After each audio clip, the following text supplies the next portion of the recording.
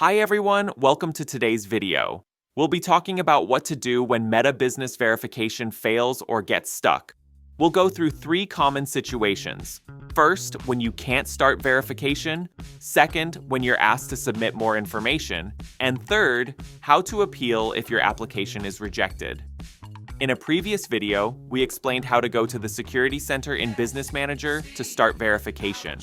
But in the first situation, if you can't start verification, it's usually because you haven't created a WhatsApp business account yet.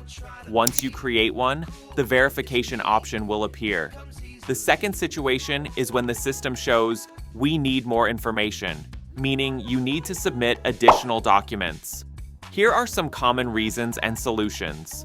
First, incomplete documents. You need to make sure the document is of an officially accepted type, contains no watermarks, has the exact same company name and address as in your submission, and is still valid. Second, the document may not contain your company address or business phone number. In this case, you can provide something like a utility bill that includes your business phone number. The third situation is rejection.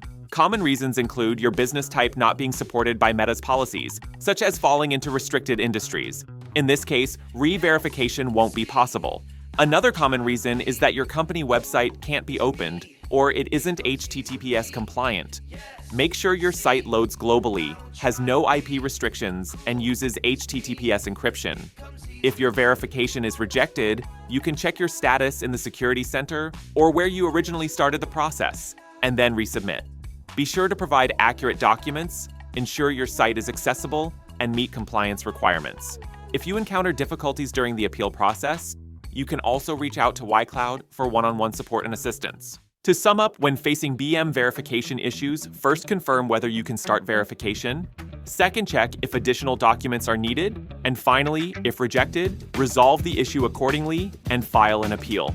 Still stuck? Contact YCloud for one-on-one support. We'll help you prepare compliant documents and speed up the process.